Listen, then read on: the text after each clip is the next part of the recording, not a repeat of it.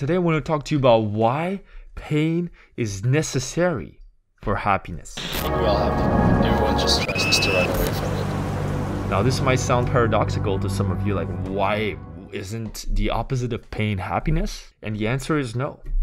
Happiness is a very abstract term, takes many meanings and forms, and I don't think happiness should be a goal. I think it's just a natural byproduct of living your life on purpose, with meaning and with enthusiasm. Jordan Peterson, psychologist, said that we shouldn't chase after happiness. Instead, we should work on making our lives more meaningful.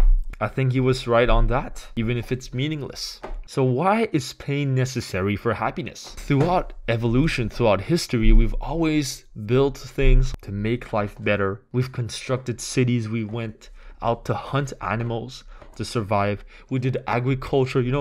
All of those things are not easy. They require a certain degree of application, of pain. You apply yourself, and it's a little painful to build a house, and then maybe your back hurts, and maybe you get sore, and maybe you feel sleepy after and tired, exhausted. But it's the right type of pain. At the end of the day, you go to bed and you can tell yourself, this day was an amazing, productive day. I think the greatest of unhappiness comes from escaping pain, trying to escape pain, run away from misery, run away from trouble. This is where unhappiness comes from.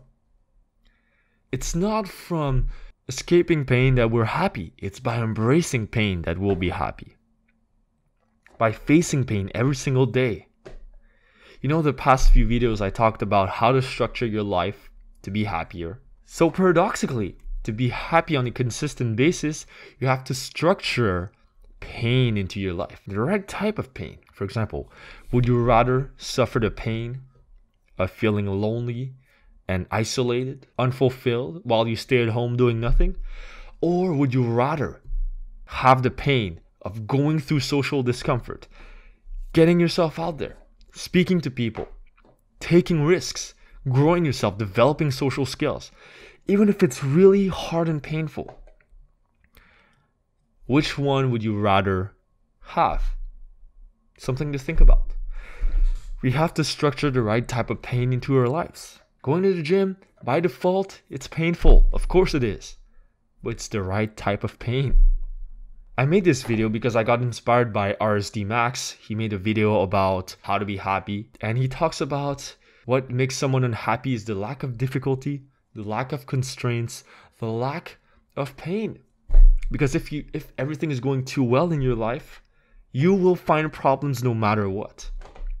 The utopia idea is futile. It doesn't work. The best of utopia would be that everyone has challenges to overcome.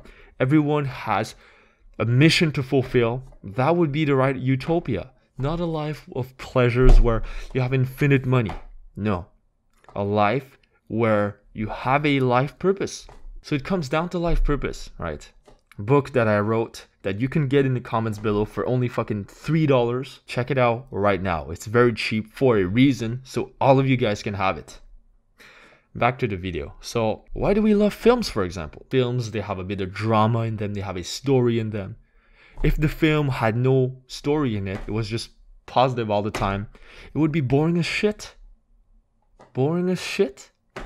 Us humans, we crave difficulty. We crave the challenge. We crave a life well lived. And to live this life and live it fully, we gotta choose the right type of pain that we want to sustain.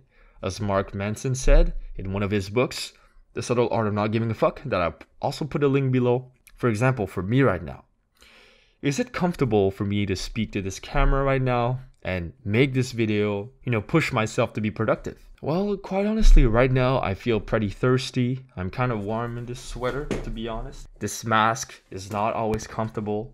It's warm on my face. And afterwards, I have to transfer those files, rename those files, put it in the editing software, do the menial little work of editing every single clip, like cut. That's very monotonous, a lot of drudgery involved, which, you know, would seem kind of intuitive. Like, why would you want drudgery in your life? Like, what? Drudgery equals happiness? Yeah, somehow it does. The repetitive action of doing that thing over and over again, that pain that you're willing to go through every single day, it's not comfortable, but it's fulfilling. Consider that in your life right now. Comfort, you know, this is not what makes you happy. It's getting out of your comfort zone, right? The most paradoxical thing is that happiness comes from a sense of fulfillment, of exerting something, of applying your strengths and your skills into something, which includes drudgery and monotonous work sometimes. For example, when I speak to this camera, sometimes I feel like I'm saying the same shit I've been saying in previous videos. I feel like I'm just talking. I feel like, hey, I've done that 1,000 times. Why the fuck do I care? But somehow this work makes me fulfilled. Somehow makes me happy. Somehow, like, even when I feel really down sometimes, I can turn on this camera, shoot a video, and feel fucking fantastic. So maybe for you, what's uncomfortable for you is actually sitting down at your computer and doing this music track that you've always wanted to do but never could do. And the pain of sitting down and having to come up with an idea and learning the software and learning how to put beats together, learning how to do a melody, you know, all the technical elements, and dealing with computer crashes and dealing with software problems and dealing with having to record your own beats and you have no idea how to do this and having to do your own research, and the long hours of sitting alone in your room with the software, making beats, one beat per beat, and having to deal with the struggle of perfectionism and having to deal with the difficulties of creating. But in this creation, you will find one of the deepest of fulfillments there is. In the application of your skills, in the application of your abilities. Structure it. Structure challenges, structure difficulties, add constraints on top of your life.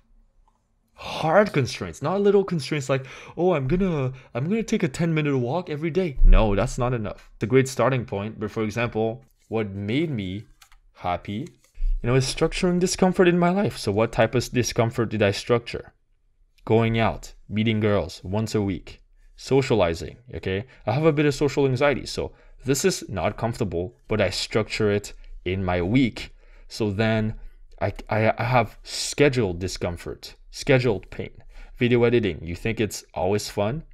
Yes, it is, but it's also painful sometimes. You know, reading, meditating, dude. Meditating, when you sit down, it's not comfortable, but it's highly, highly fulfilling. It's one of the most fulfilling things to me, meditation. And the gym, obviously, it's not always comfortable. So you see all those things. By scheduling discomfort, I schedule happiness. Very simple. Not easy to apply, but it's extremely simple, deceptively simple. If you just structure your day that way, you will be happy. Okay, so do it right now. So thank you for watching. Don't forget to click on the bell to receive all my videos that I post every Monday, Wednesday, Friday. And don't forget to check out my life purpose book that I'll put in the comments below. And leave a comment because I'll reply to every comment. I'll see you next time. Peace.